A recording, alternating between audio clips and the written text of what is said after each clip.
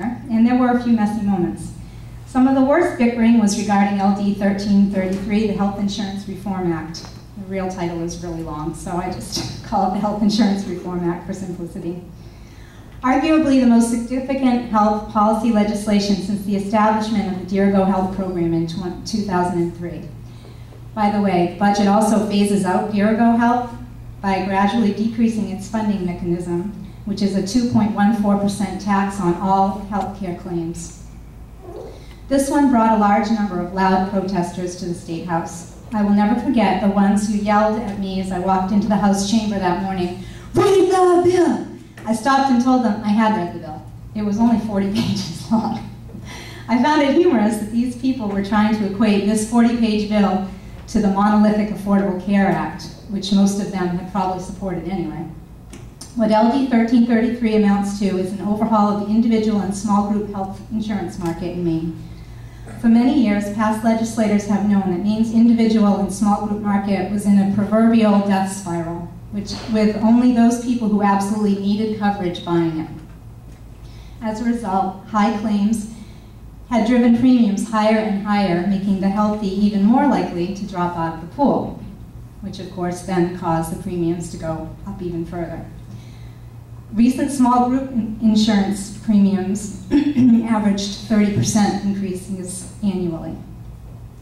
LD 1333 addresses some of the drags on the system, such as community rate differentials, which were law in Maine but unheard of elsewhere, authorizing a higher rate differential for smokers, authorizing the purchase of individual health insurance across state lines in every New England state except Vermont, beginning in 2014, repealing Rule 850, another unique Maine law, so that insurers can incentivize patients to seek health care beyond their immediate area. LD 1333 also authorizes the establishment of insurance captives by employers who want to self-insure, similar to the self-insurance programs some businesses use for workers' compensation.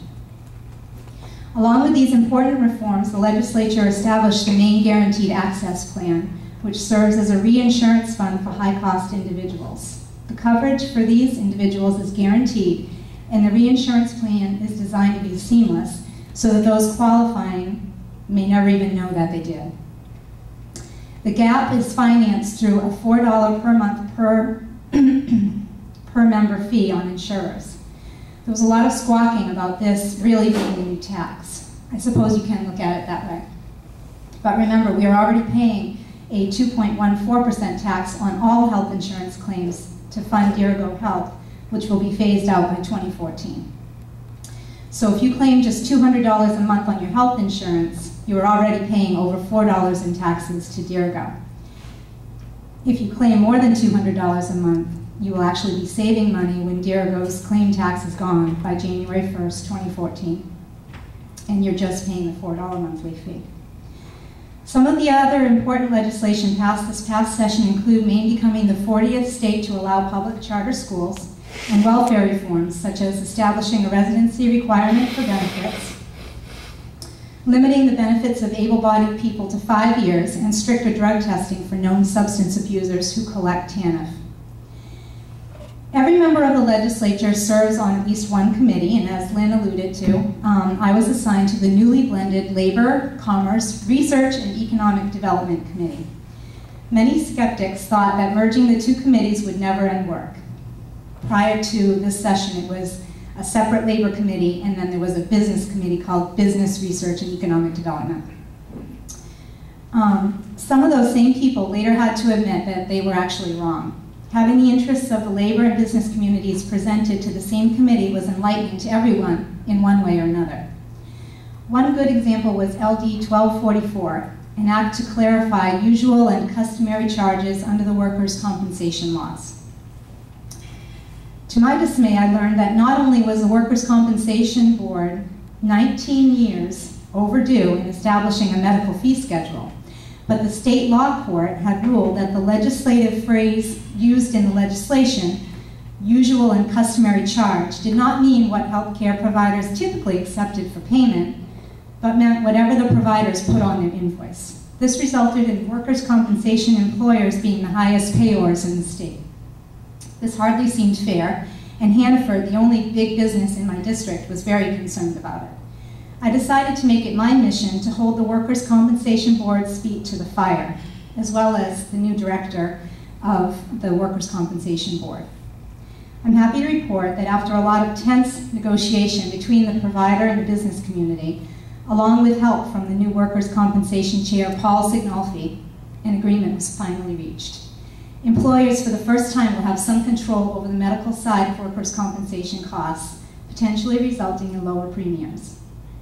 Under new leadership, our committee had managed to solve a problem that had been festering for 19 years. My committee faces some steep challenges in the second session, however. Some of you may have heard of the Fair Share Bill, which we carried over from this session. Fair Share is the public employee version of right to work. Basically, what it means is that state employees who do not want to join the union still have to pay a weekly fee to that union.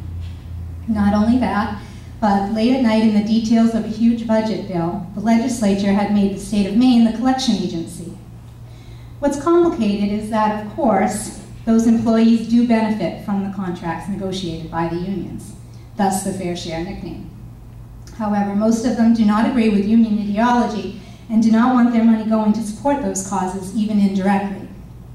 Unfortunately, due to a scheduling confusion, no hearing was scheduled for LD 309 until close to the end of the session, and then the bill kept changing. After spending the day and a good part of the night listening to testimony on what was my 42nd birthday, our committee decided to table the bill, carrying it over until next year. So that's going to be interesting. By and large, I found my committee work to be very, very rewarding. I loved seeing the different personalities of the public and legislators coming to support or oppose different bills. And any one of you is welcome, if you hear of a bill that you're interested in, to contact your legislator or look it up online or do what you have to do to attend a public hearing, and you can testify. And so we have lots of members of the public, just like yourselves, who come, share their opinion, and we do listen. Even the most mundane sounding bills could be interesting. I also enjoyed getting to know my fellow committee members on both sides of the aisle, and I appreciated the leadership abilities of our chairs, Senator Chris Rector and Representative Carrie Prescott. Debate during work sessions was often very spirited, but they worked really hard to bring our committee to unanimous votes whenever possible so that the approved bills would easily pass through the House and Senate. I can honestly say that my fellow legislators in Augusta are some of the best people I've ever known. This was one of the largest freshman classes to ever serve in the legislature. I know of no one who ran for office because of ego. Every one of us ran because we saw an unmet need and realized we could be the person to fill that need. There are many, many people of faith serving in the State House, particularly among the freshmen, and I found that heartening. I also feel that is where the spirit of do unto others came from. Buddhists would say it was karma. Regardless of religion, I am sure most of you have learned that things run more smoothly in life if you treat others the way you would like to be treated. It is perhaps one of the most important lessons we teach our children. It is also one of the most important roles government plays. None of us knows if we will become mentally ill or completely disabled, or even worse, have a child who is. We must ensure there is a safety net for those who cannot take care of themselves. We must ensure that children are provided with an acceptable education and opportunities to acquire skills which make them able to support themselves. We must have a fair, accessible court system, and we must protect and preserve our natural resources. The role of state government has expanded over the years as life has become more complicated, but in essence, those are its basic functions. And what I found in Augusta is that even though we may have different visions of what those core functions look like, we all have the same commitment to doing our best for the people of Maine. And Lynn had asked me to just briefly talk to you about one of my bills, which probably would have benefited every one of you. Unfortunately, it was, even though it was passed in committee and then passed again by the legislature and the Senate, it died on adjournment, meaning that it went to the funding table and appropriations, and they chose to just leave it there. And when a bill gets left there and unfunded, essentially, it just dies. But this was called LD 805, an act to decrease the tax burden on Maine seniors. The original bill was amended from how I presented it, and the basic idea was people who are age 60 or older oftentimes have a choice of whether or not they're going to remain a Maine resident or whether they're going to take up residency in another state, whether they move there completely or whether they only spend part of the year there. And when they do that, they take their wealth with them. They also take their business from insurers, from local banks. They take their philanthropy with them. So a lot of people lose out. Attorneys, CPAs, lose all of that business because these people are taking care of all their business in another place where they're not paying an income tax. And so I had thought about what could we do to try to retain those people. And so I had come up with this bill, and the idea was to give a 50% tax credit to anyone over the age of 60 who claimed Maine residency. Or earned money in Maine, because you have to do it that way. So if you're employed in Maine and you pay Maine income tax, even though you live in New Hampshire, you still would have qualified, but there's just a handful of people that do that. So anyhow, the taxation committee had a good laugh over it because it was actually the largest fiscal note that they had ever seen. It was like $200 and something million or something in the original form, and they got kind of a kick out of that. But they did all agree that it was a big problem, and that if we had this idea of dynamic fiscal notes, where you don't just look at the cost, you also look at the benefits. And unfortunately, Maine doesn't have this. The Congressional Budget Office in Washington does this, where they will do that kind of detailed analysis, but we don't have the resources for that at this point in the state. We're trying to get it. But they agreed that if we could have dynamic fiscal notes, it would show that over the long run, a lot of that lost revenue and taxes would be made up in other ways, such as philanthropically, or for Maine businesses to be stronger, and in paying an increased amount of taxation there. So anyhow, and then there was also this idea of, well, wow, if we had a 50% decrease in taxes here in Maine, think of the people from out of state who own property in Maine, who belong to states like Massachusetts and New York and Connecticut, who have even higher income taxes than we have. Perhaps they, when they reach the age of 60, would decide to claim Maine as their residency. If they already own property here anyway, and they live here all summer long, they might just extend that for a couple of months and stay through the fall and claim Maine as their residency, and they have high incomes. These are some of the people that own property up on the coast and things like that. So anyway, the taxation committee did think it was a good idea. They changed it a little bit, they phased it. They phased in the income tax credit, and they made it for seniors age 65 and older over a 5-year period beginning in 2014. So you wouldn't actually get to that 50% mark until 2019. And part of the reason they did that was so that it wouldn't get killed in the budget process.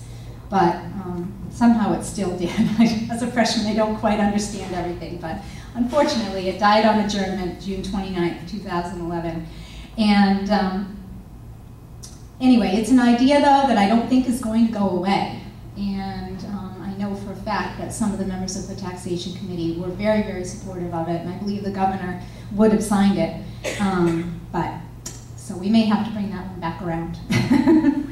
And I can just tell you what other bills I personally went in. There were a lot of bills, a long list of bills that I co-sponsored.